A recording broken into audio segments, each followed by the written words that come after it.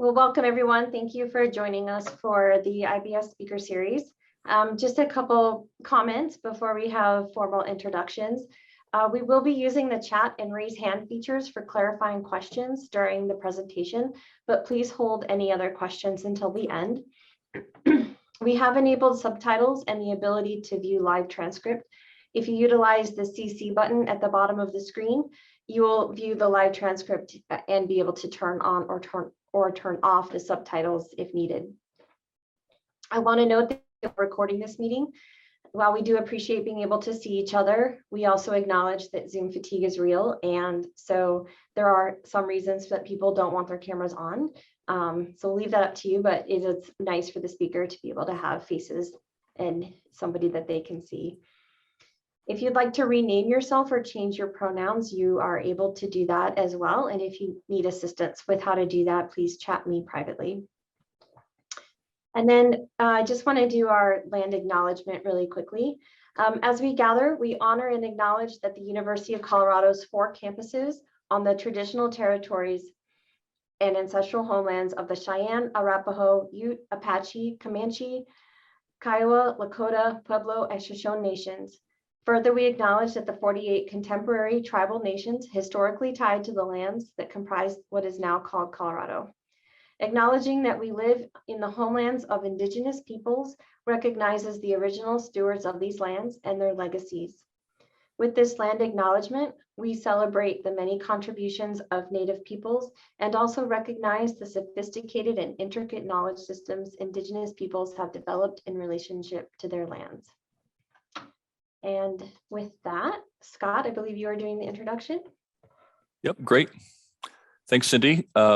So I'm really pleased to introduce our speaker today. Luís Bettencourt is the inaugural director of the Mansueto Institute for Urban Innovation at the University of Chicago, where he's also a professor of ecology and evolution. Luís is also an external professor of complex systems at the Santa Fe Institute. His original training was in theoretical physics. He earned his undergraduate degree from the Instituto Superior Técnico in Lisbon. He got his PhD from Imperial College in London, and he's been a postdoc at Heidelberg in Germany, Los Alamos, and at MIT. Since receiving his PhD, Luís has turned his attention toward social systems, and he just completed a major work on complex systems approach to urban systems. It's called Introduction to Urban Science, available through MIT Press. I suspect that he'll be sharing some of the details from that work with us all today. So Luís works extensively on complex systems theory and urbanization, especially emphasizing new interdisciplinary approaches to understanding the human condition in urban environments and why cities are such singular sources of change in human societies. Luís, we're so pleased to have you join us today. Thanks for taking the time to speak with us about your work, and I'll turn it over to you. Thank you, Scott. It's a great pleasure to be with you today, particularly to finally come and visit, even though virtually. Scott had invited me and we meant to do this in person, and I think obviously it would have been better because I have a better sense of all of you. But be as it may, we can still do it this way, and hopefully this will be some sort of introduction to that will lead to other conversations. So I'm going to bring my slides up. Just bear with me for a second, and then start to talk sort of in earnest. So please tell me, I may not know exactly to what extent. Does it look okay? Looks good. Okay, fantastic. So just in the way of introduction, as Scott said, I came to social sciences sort of by vocation. So I have a little bit the zeal of the converted. I feel that many of the things that happen in human societies are some of the most interesting, if you allow me, phenomena that you can study. And in that sense, I've always been attracted also at a personal level to environments and processes that create change in human societies. And I grew up a little bit with that. And as you heard a little bit in my native Portugal, I grew up at a time of great hope, I think, where we had left behind sort of a dictatorship and the country was trying to rebuild many decades of stasis into sort of a country more of the present and the future. And that happened really through urbanization, through a lot of people being able to move, come to cities, constitute a new life, pursue their objectives. And so that stayed with me. But I also saw many of the issues, many of the challenges of that process, including poverty, segregation, the usual long list of issues that come with cities. And so I put then at the back of my mind that I wanted to study that. I want to dedicate my life to it. And so in some sense, that's what I do today. So as Scott said, I run what is now a relatively new institute, the Mansueto Institute for Urban Innovation, named after donor, but it's really an institute that tries to study cities as the subject, and by asking, what are the fundamental processes that drive, shape, and sustain cities and processes of urbanization. You're really asking sort of a problem-driven set of questions about what cities are, how they work, how they change, how they take many different forms through history, but also into the future.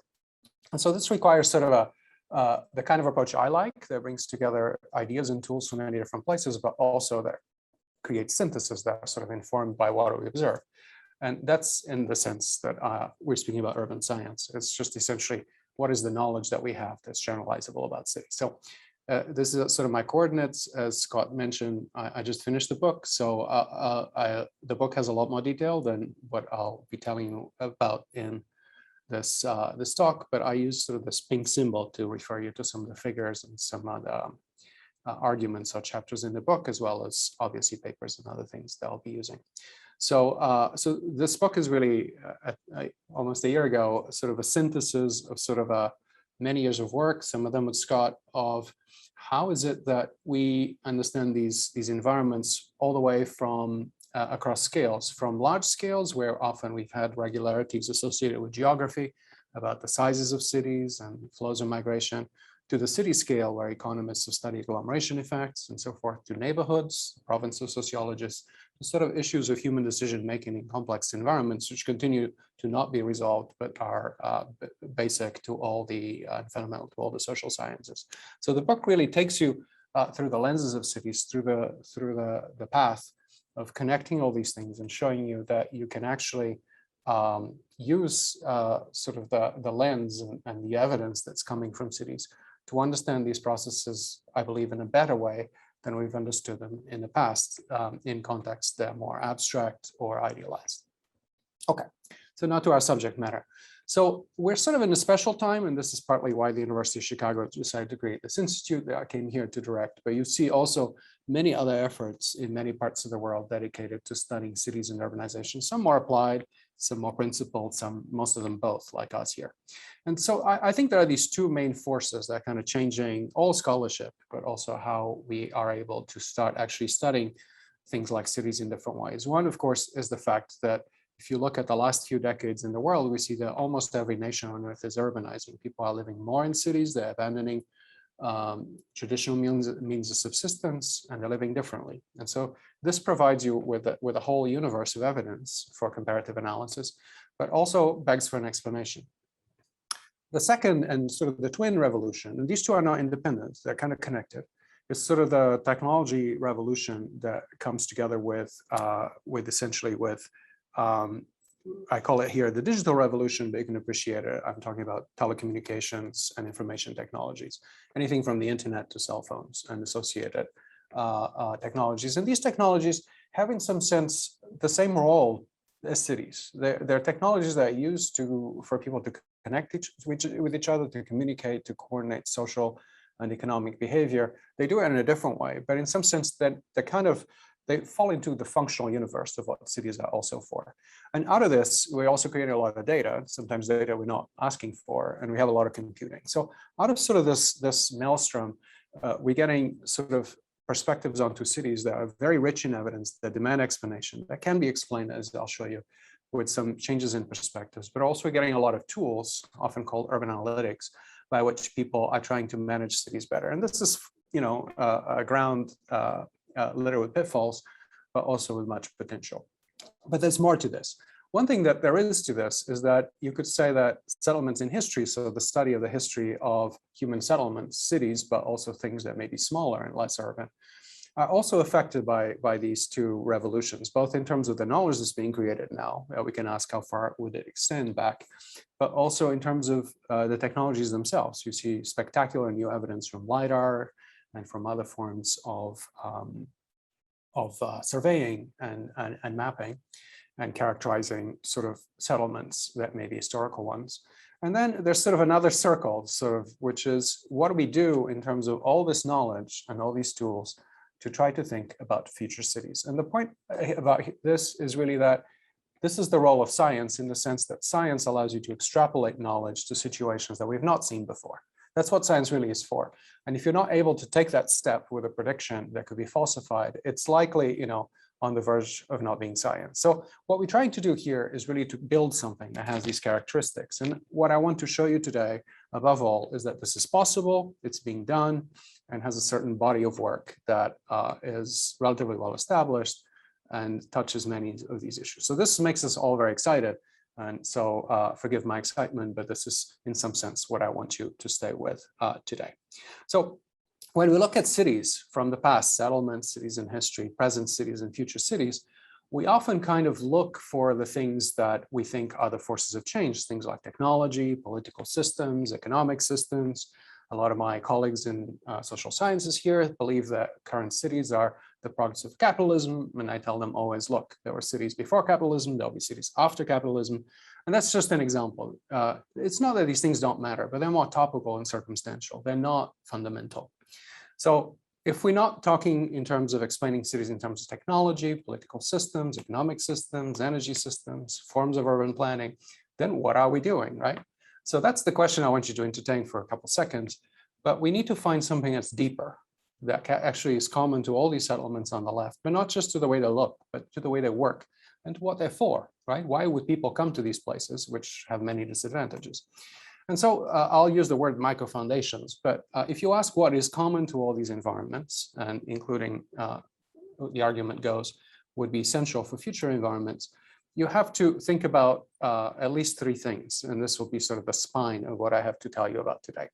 On the one hand, you can understand all these environments as sort of networks, places that basically exist to facilitate connections and interactions between people of all kinds, socioeconomic, cultural, of all kinds, right? And the emphasis on which depends a little bit on context. There are also other types of networks that are very important, which are the networks of infrastructure that structure space, that allow movement, that set costs of for the movement not only of people, but goods, materials, and information. And it's really when these two networks come together, the networks of socioeconomic interactions and their socioeconomic products, and the networks of space, that you get what the structure of cities really is. And we've been pushing that, in all these contexts, and it works really well, surprisingly. Then there's the issue of what do actors do? So there's always a cost benefit. And what's important is that this cost benefit is really heterogeneous, that a poor person, a rich person, a person from different cultures or ethnic backgrounds may make different decisions. And the city, in fact, is amazing in the sense that it allows typically possibilities for many diverse people. So the fact that you have to do this, but you have to do it also in a person-based heterogeneous way, a little bit different from what we've done, for example, in economics. And then there's this issue of information. If you think about a large city, what does the large city give the world? Does it give it potatoes? Does it give it energy? No, right? Most of what it gives are informational things to do with government, things to do with technology, things to do with media and information, things to do with innovation. And so this is a product of both what people pursue individually, but also is part of how the built environment is structured, but is also in some sense the kind of strategic behavior that builds the future. So these three ingredients are really the ingredients that are emerging as important, and they may seem a little bit abstract, but I'll show you quickly, and there's more in all the references that will come with the slides, that will show you how they can be used. My perspective here, and my main point, is that if you make this flip away from these more topical, more circumstantial quantities that we've been used to these deeper ones, everything becomes clearer and simpler, and you have much more explanatory power, including quantitative prediction, that will allow you to say a lot more about cities than if you take any of these more superficial predictions, which will give you some circumstantial associations, but not enough for the kind of exercise I'm asking for here. Okay, so today I'll do the following. I'll go a little bit into what is urban science, since the word science may be somewhat provocative to some of you. And the idea here is just simply generalizable knowledge. If you can learn in one place and apply it in another, that would be science. If what you think is specific to that person and that place and that time, then it probably isn't, because again, it doesn't apply somewhere else. But it's not a lot more than that. It's really a body of knowledge that generalizes, and that has built into it essentially this preoccupation with looking for a certain rigor that allows you to speak about different environments, about fundamental things. What does urban science sort of predict and explain? There's a long list of things. Some of them are here. I'll just highlight some. It predicts many of the quantitative properties of cities as a function of their size and many different periods and many different levels of socioeconomic development. It has a lot to say about heterogeneity, diversity, and equality, and how these are structured in cities. It predicts the laws of geography, things like Zipf's law, Girard's law, gravity law. It predicts the extent, organization, and cost of infrastructure in general terms, with some efficiency parameters. And it has a lot to say, though this field is still very much developing, about how people learn in these complex environments, how they behave, what kind of mental health stresses do they have, and how collective action and institutions and growth arise in these environments. This, of course, is sort of about the open-endedness of cities, and it's been very challenging in the social sciences to have a handle on. But I believe that the lens of cities allows you to see the process in motion, of course, but also allows you to see it across scales. Okay, and the last part is really about, can we use all this to start thinking about future cities in better ways? They're not just like structural, but that respect the processes that we've seen throughout history, but also reinvent them in ways that are sustainable, where a lot of very fundamental transformation, for example, the energy systems, perhaps the political systems, need to happen. Okay, so very quickly, urban science. So I like this quote, sort of a local quote. It's from one of the oldest books, at least in the US, about cities. And it's really, this book is a research proposal, Park and Burgess, one of the cornerstones, sociology, but really says that the city is not a physical mechanism or an artificial construction. This is kind of important because a lot of people have approached cities from a utopian point of view. They want to build a modernist city or the smart city, just thinking that you can build any kind of city that you'd like and that will be perfect. And this is always wrong. It's too simple and it doesn't respect what cities really are. It's completely topical. It's really junk science.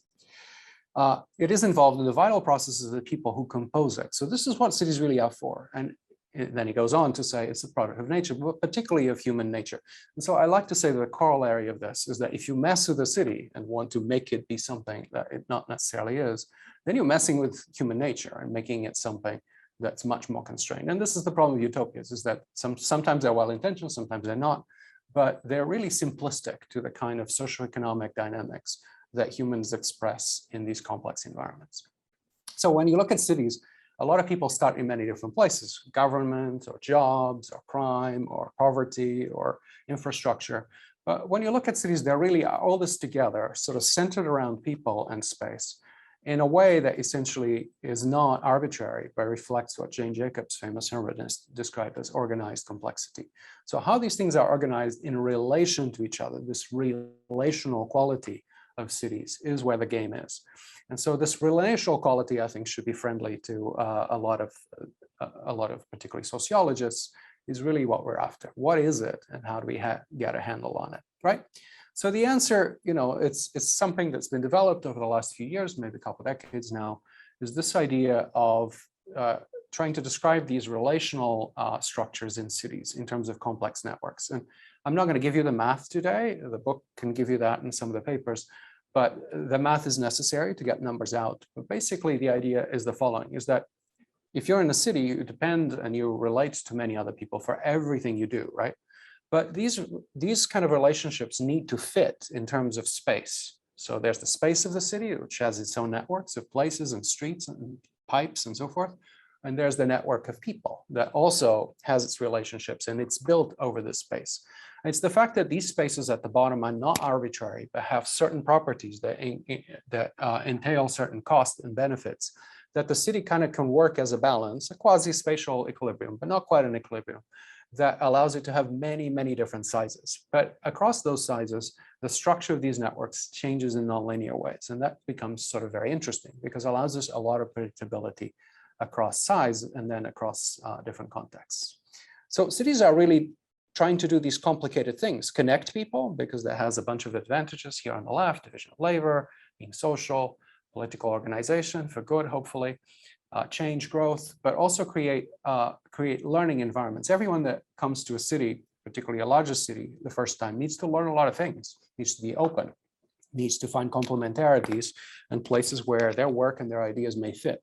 And that process that kind of comes out of need is actually the motor for a lot of change in general, because everyone's doing this. And this is kind of surfacing new ways of doing things, new economic models, new things.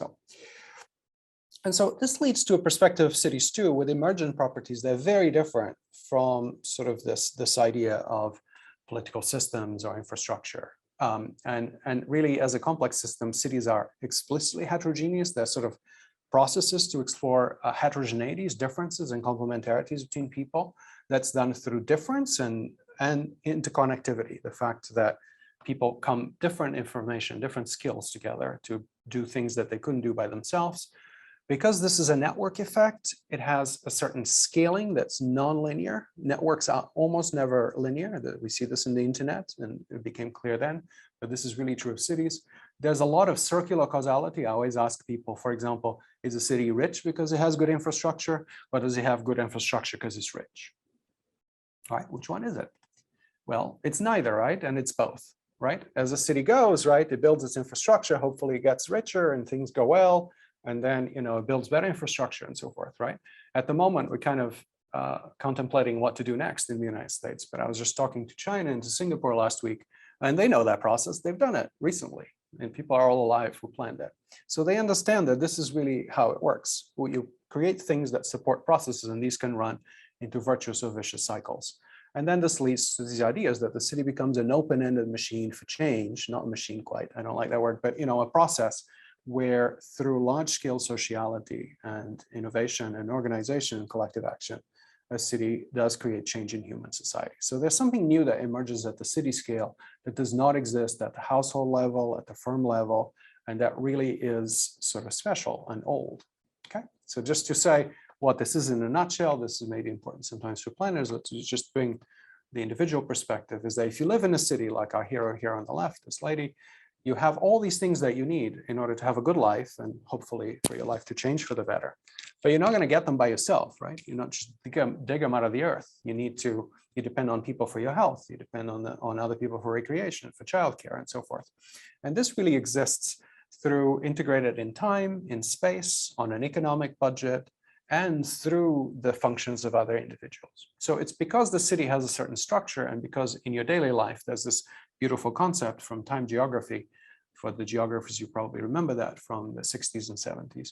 This was never put to practice, being put to practice now that we have cell phones, but also you can conceptualize this as a basis for how we build these networks, that you can really see that through your life path, you're building sort of a network of interactions. This network creates the embedding of the socioeconomic network into the spatial and temporal and the network of costs that create the city. So this is basically the basic mechanism. And you can go to an individual like this, and you can change the individual, right? So this is now what we call person-based, people-based planning or people-based policy, and different emphasis on different things are different. So this is the idea of, just in a picture, of cost benefit being actually heterogeneous and depending on people.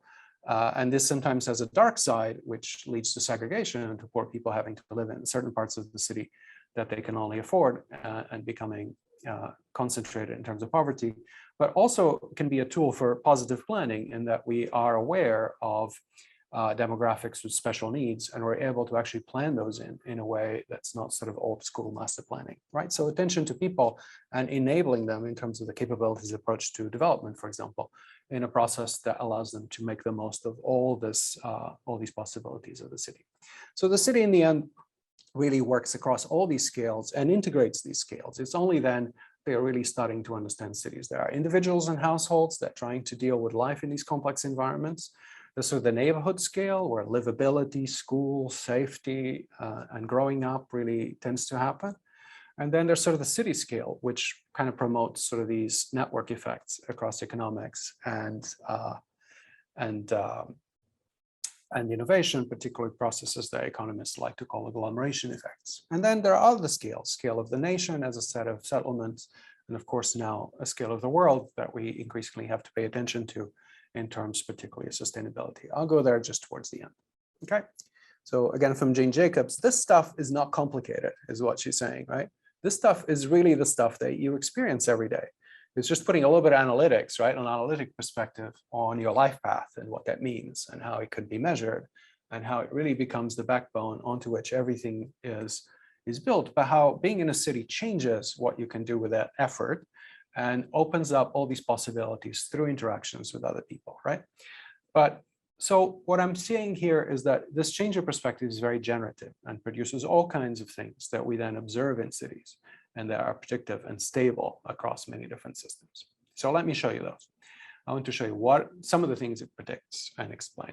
This is very superficial. The second part will feel very, very unsatisfactory because there's an enormous body of work by now out there about things. So I'll just show you a few. So this is some that kind of we started with, so it's sort of our own path. But people knew things like this, that when a city doubles in size, this is for the United States, and this is in the 70s, it was manufacturing, bless them. Its economic productivity, he was looking at profits of companies, per capita increases by about 15%. And here's another one. When a city doubles in size, its per capita violent crime rate increases by 16%. So this is kind of an average result over all cities. But these numbers are kind of curious because they all keep coming up more or less on the same magnitude. And so this is one of the first plots we did with our dear friend Jose Lobo. And it's about wages in the United States. Each point is a metropolitan area, so a functionally defined city that includes the CBD and the suburbs. And what you see here is that this exponent is 1.12, just a little bit lower. But you see here that because this exponent, this is in low log plot, so this means that essentially the effect goes like n to the 1 plus 12. So it means that every time you double the size of the city, you've got a 12% increase in wages. And this means that the wages in large cities, if you have a system with large cities, can be enormous, right? So this is why New York City is so expensive, but also people make more money and so forth. You see that Los Angeles, Chicago, and so forth. So this, when you put this at the level of a nation, you look at Tokyo, New York, New York City, when we did this, which is a while ago now, this is kind of for historical reasons, you end up basically with something that had the GDP similar to Russia. So that's the Cold War right there, right?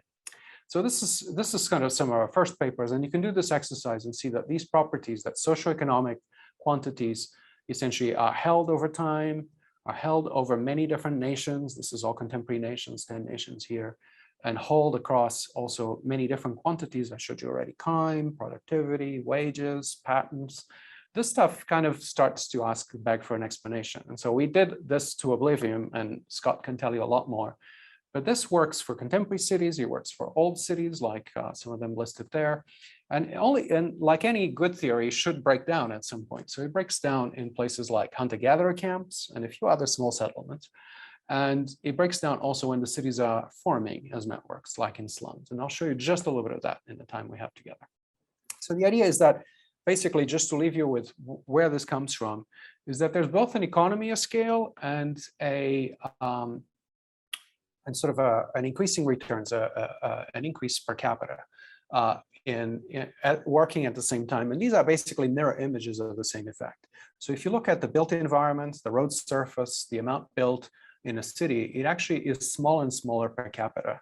This is shown sort of on the left for roads. And on the right, you see GDP. And these things are basically expressing a compression of space on the left and an acceleration in time on the right.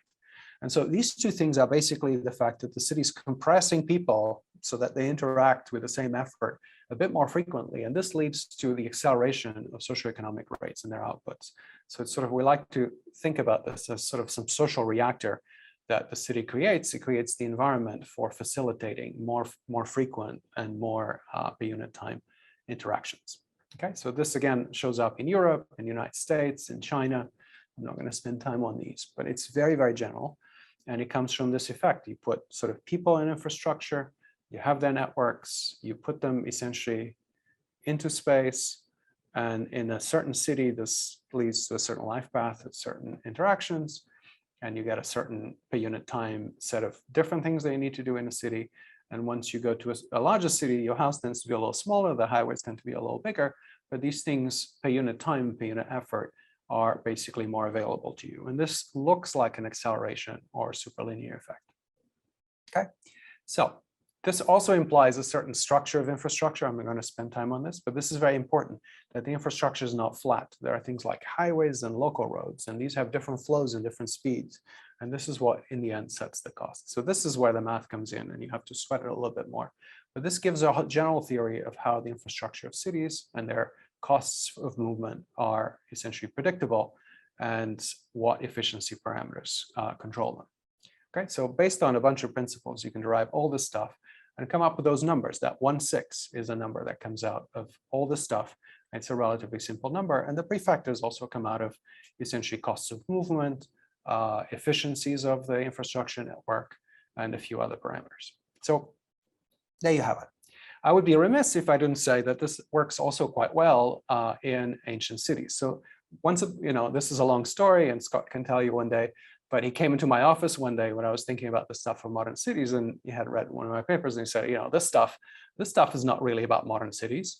You're just talking about networks and space. This should apply, to other sites. And so he went on, and with this data, which is data for the basin of Mexico, and he really led these studies showing that the same kind of effect, but with appropriate archaeological quantities, they're interesting in its own context, like, for example, monuments, actually express the same type of phenomenon. So this is kind of an aha moment for all of us.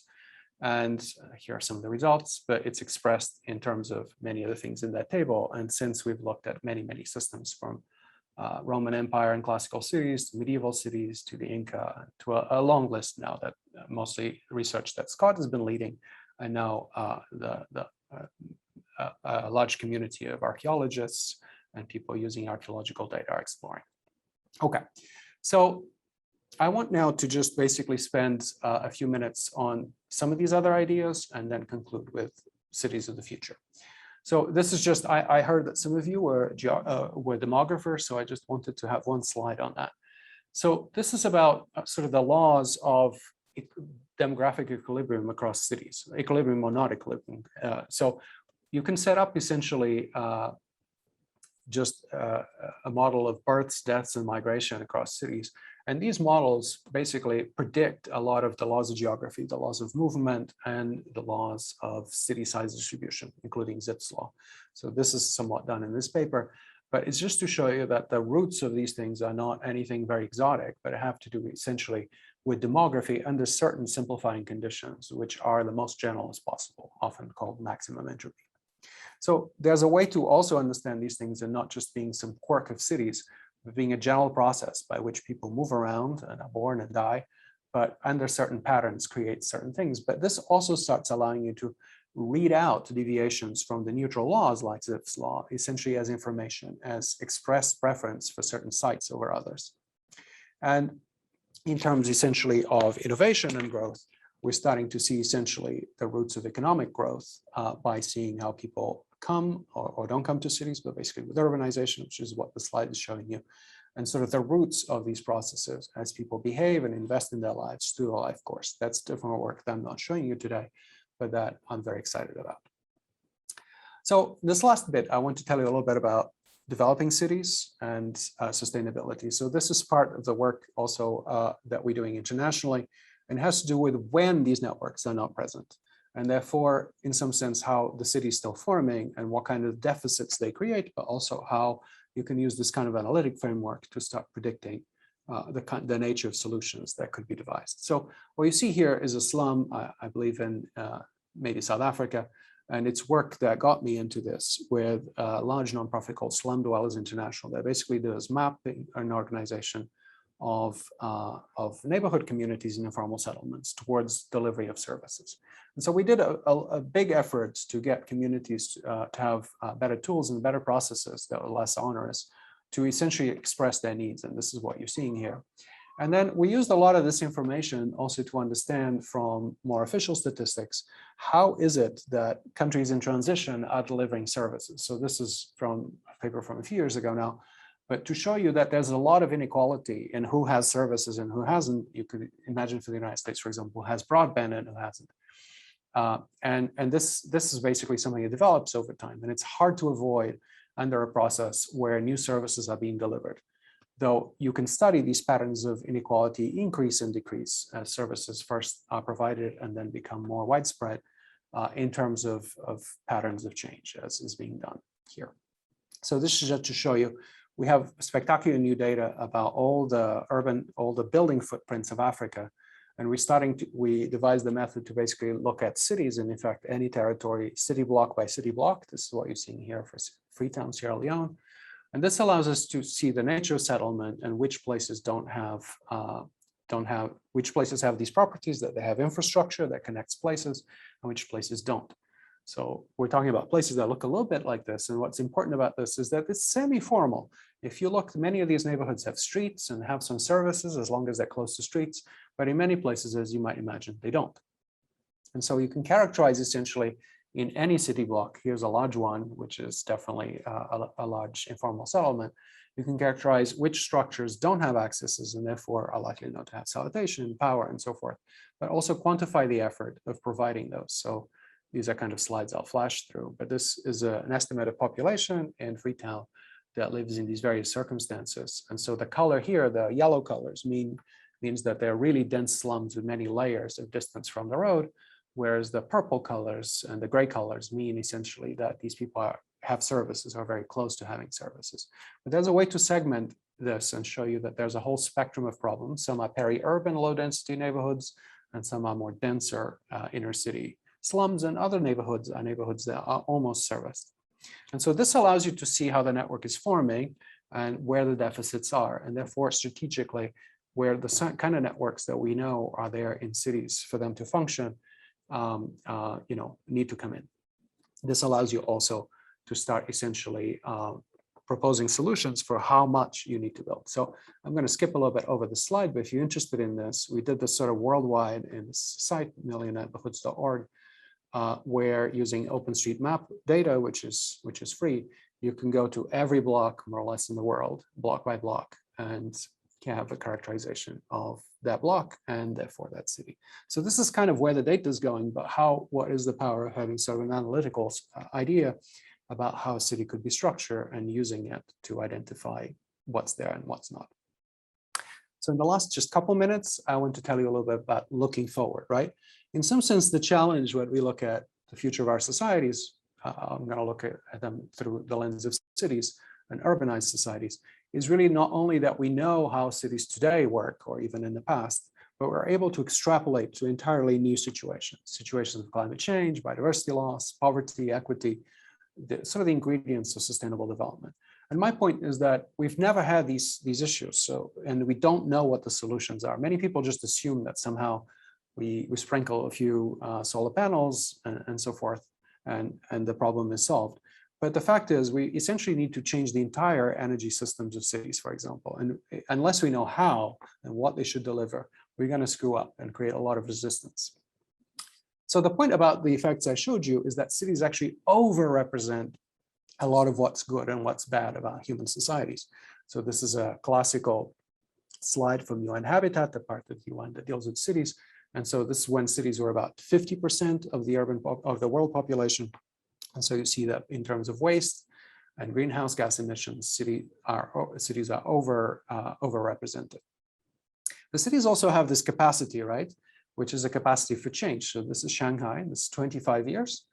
And China in this period took about 1 billion people out of poverty. We can have qualms about how that was done and so forth, but in any case, it's a spectacular kind of change. But this kind of ability to change has not been harnessed yet for sustainable development. And so the question is, how do we understand how cities develop these large-scale structural changes and qualitative changes in human societies, but use them also for sustainable development? I like this piece, which is a piece by a science fiction writer, if you know him, but it's basically how the future must be urban and how cities play a role in terms of climate survival mechanisms, as he calls them. But it's essentially a sense in which we need to extract ourselves from some of the destructive land and sea uses that we have at the moment.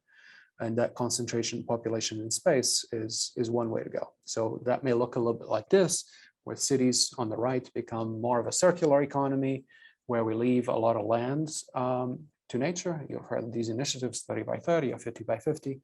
There'll be rewilding of some of the landscapes. You see that a little bit in the West. You see some of that in the Midwest here, where through abandonment.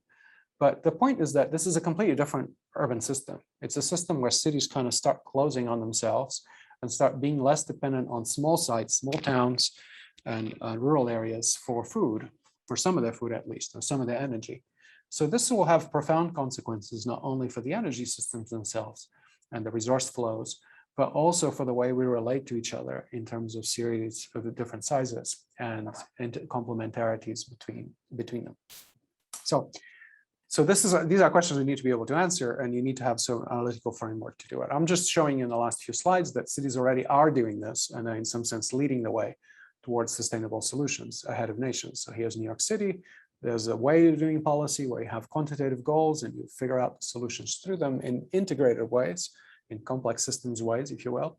This is LA, same thing. Many indicators are being tracked. The solutions are being devised and invented to fulfill these objectives. And these objectives are being overlapped to see that by increasing health, you can also increase, for example, the socioeconomic condition of cities, of people, and their life expectancy and so forth. And this is Barcelona. Barcelona actually is not doing very well with homelessness here, but you see that there's a certain quality of tracking policies that we've not had in the past and that we don't have at the federal level that all cities are following. That's my last slide. So it was all very fast, I think, but I hope that to have at least given you a little taste for the fact that cities are very complex places, always changing, but at the same time, we can, by taking certain conceptual changes of perspective, start to describe them in terms of systems. These require attention to relational aspects of cities, both in terms of places and in terms of people to each other, and put an emphasis on connectivity, on information, on cost benefit that's heterogeneous, and on virtuous and vicious cycles of change. That all of this stuff benefits from information technologies, data, complexity science tools like network scaling and so forth, but really requires an integration in terms of a set of principles and a set of essentially theories that forms urban science.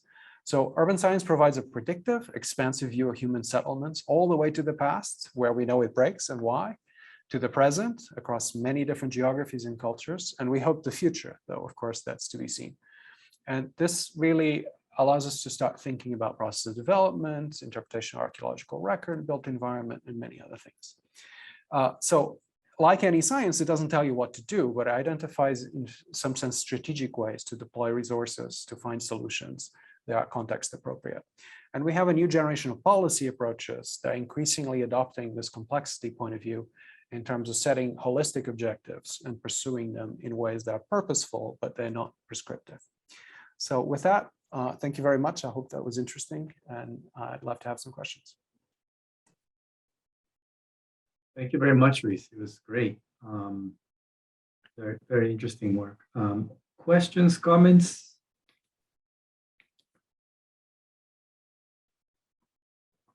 Normally give folks a minute to gather their thoughts. Several hands raised. Oh, sorry. Or maybe those were claps. I have a question for you, Luís.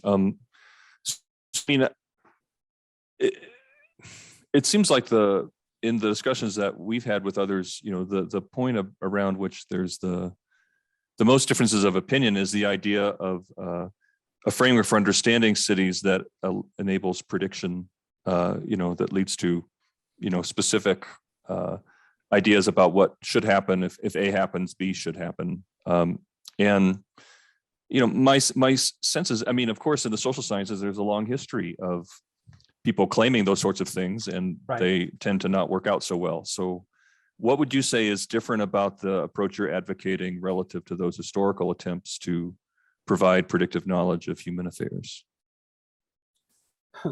Well, I think it's an imperial set of questions. We can always be wrong and should always be wrong if we try hard enough. But I would say that we're now in a situation, and I think this body of work uses it, of having a lot more evidence from a lot more contexts in time, across space, at many more scales. And so if you can create theories that are plausible from the point of view of microfoundations, that are not idealizing rationality or optimizing behavior, but they're just sort of plausible and that testable at the individual level as well as on the macro level, and that agree with a large body of evidence at least, then that's good. That sets them on, I think, a better place to be than often in the past, where the body of evidence was smaller, where the realm of explanation was more narrow. I would say that, having said that,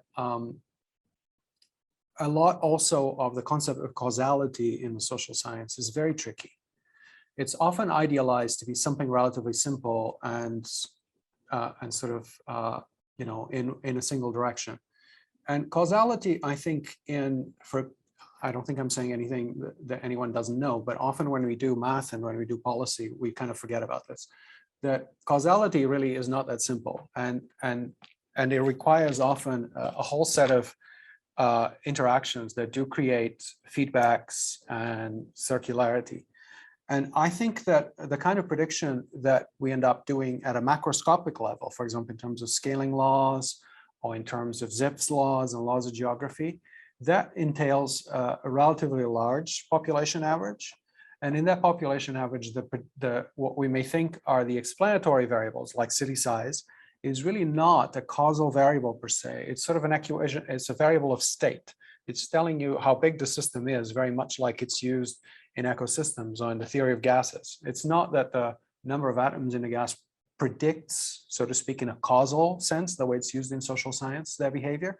It just tells you that there'll be a bunch of quantities that depend on that number, and that through dynamical processes that we need to describe, create certain macroscopic properties. Through feedbacks and partial equilibration and structural stability.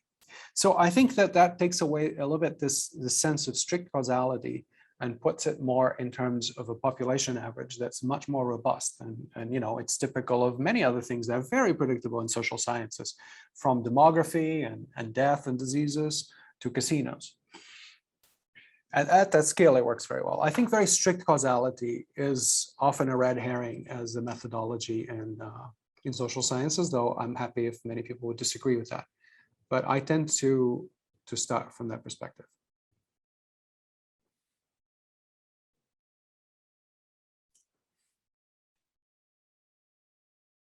Other questions? This usually doesn't happen. So I must have talking too fast. One question I have, I guess, is that what kinds of applications do you use for your second point?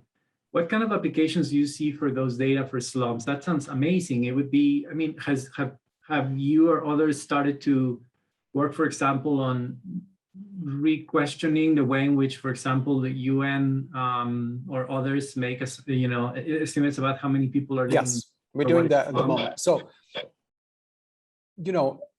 just in terms of the briefest history here, it's been recognized that it's been true in every city that grows fast, that there have informal parts, whether we call them slums or not.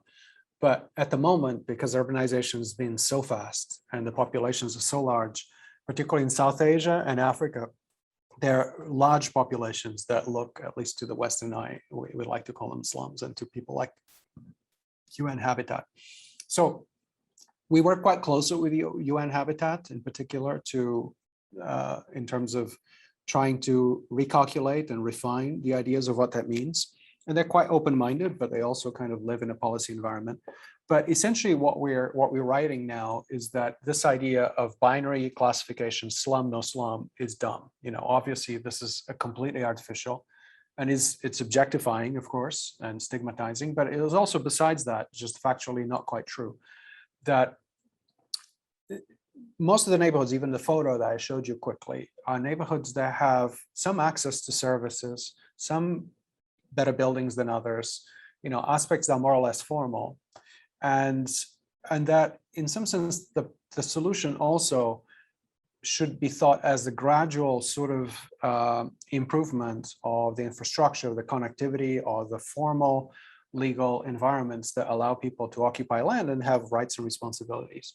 But these things are mostly in a gray zone, and there's a spectrum. I like to call it a spectrum of informality. And that spectrum has extremes for sure, but that most of the places are in between. They're sort of not too informal, but a little bit informal, certainly by our expectations of what a city should look like. So besides the classification, which I think is important to just set expectations, what we've been trying to do is try to demonstrate using some of what we can do, from afar with analysis, to demonstrate that you can upgrade neighborhoods that are sort of informal through creating street networks and other accesses to infrastructure without destroying necessarily what exists there, which is basically often a place where urban planners go quickly because they say, oh my gosh, this is so disorderly, so big that it cannot possibly be developed. And so the objective, if you want to put it a different way, is that if you know the cities of Europe or Asia, old cities, right? Some cities also in the Americas, particularly in South America, then you kind of know that you go back, say, to a city in Europe that you like that has little houses and stuff. You know that was a slum in the sense that we're talking about African cities. It's just that it had enough time and services eventually came and you got addresses and so forth. But that process actually creates good cities, cities that human scale, that that walkable, that keep changing and so forth. And so we want to kind of understand that process well enough that we could demonstrate and imagine that that process could essentially be accelerated and also made sustainable within essentially a few decades, which is what we're talking about here. And so that's the role we're trying to play, is say is to try to claim that we would understand or can understand urban development well enough in the sense of how a neighborhood develops, how services get provided, what that means functionally for how people live, and that could be provided to all these city blocks that we can measure one by one without destruction. Thank you. Carson? Hi, yeah, thank you. I thought the talk was really, really good. So I don't think the lack of questions is because of that. But yeah, I was just curious. I liked the part where you were talking about how these relationships apply in these old historical communities, and they do present day. And I was wondering, kind of from your perspective, what's been the most surprising or interesting finding in your most recent work? Well, it's a subjective question, but I was blown away when Scott showed me that some of these things I was seeing and deriving in contemporary cities applied really well to the basin of Mexico. That was really an amazing moment because, as there's a history to this idea as well, you may know that people have used, people like Bob Adams had used essentially looking at urbanization in the Americas versus the old world as sort of a mother of all experiments, so to speak, social experiments, in that the people that came to the Americas, presumably, I think surely, did not have cities. They didn't know about cities. So they created something for their own purposes that actually had a lot in common by all these measurements with the cities of the old world. So if this idea that cities should have a certain structure and a certain set of nonlinear properties were to be true, this should happen. And there it was. So that was amazing. There are lots of like aha moments. We just did an interesting paper about mental health and depression. And that shows that, at least for the US, I mean, this is kind of difficult to measure, so I'll put all kinds of caveats. But the idea is that if people have larger social networks, that actually can be protective against depression. So we find that in larger cities in the US, actually people have lower rates of depression. So that's kind of a very far away behavior, from the kind of things we're talking about, built environment, social networks. But that seems to be borne out by the theory, but simply by connecting the fact that more social networks, bigger social networks are protective of depression, and cities create larger social networks. So that we're kind of pushing on that the neighborhood scale and so forth. Well, we know that breaks down because of strong socioeconomic disparities, but nevertheless, it's kind of very interesting. And I think Scott was also involved in this one. We pushed some of these ideas far, far into hunter-gatherer camps and so forth, where they do break down. And I think understanding why they break down, obviously those are not cities, they don't have built environments the same way, people don't have the same kind of conflict resolution institutions. But understanding that and seeing it break down is very useful, and I think also shed light on what some of these kind of non-permanent settlements are, which are qualitatively different. Thank you. Any last minute questions?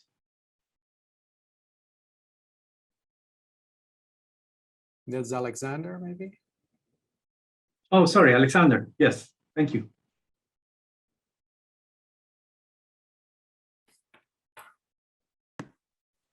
Hi, thank you, Dr. Bettencourt, for that lecture. I was curious to know what your thoughts were thinking about intervention at the scale of the urban network, because often when we think about cities, the scale of intervention is at the neighborhood level or the city level. And so I'm wondering if you have thoughts about how you're thinking about what is the ideal urban network, what that would look like. And if it's a pragmatic scale to intervene on for thinking about the future. Yeah, no, I'm precisely, I think you're absolutely right. What I queued it up for was think about sort of deficits that somebody may have. You can also think about advantage, but think about deficits that somebody may have in their lives. Think about it through the lens of connectivity. So obviously, if you're in a slum, you don't have water and sanitation. That's a certain kind of physical connectivity. But in many cases, socioeconomic disadvantage or poverty is always associated with isolation and relatively local social networks, sometimes to the neighborhood, but they don't transcend into economic opportunities, knowledge, education, and so forth. So it's often, at least in the olden days, we probably don't use this word so much anymore, but people used to use the word ghetto, to express that isolation, that concentrated poverty is almost always associated with disconnection, social disconnection in this case. So if you thought about that way, then the focus of policy or some intervention first looks at the network and asks, from the perspective of this person, it may be different from somebody who's young, somebody who's old, right? They maybe have different needs. But what is it that they're missing that may be completely disabling? So if somebody doesn't have a job, of course, that influences everything else.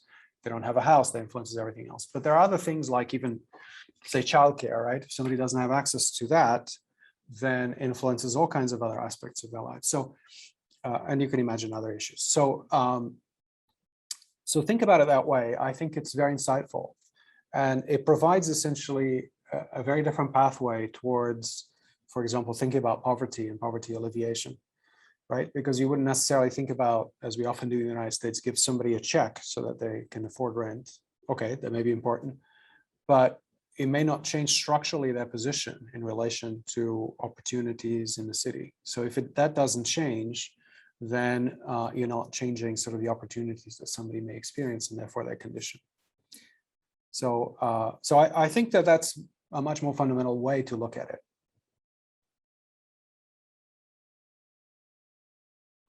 Thank you.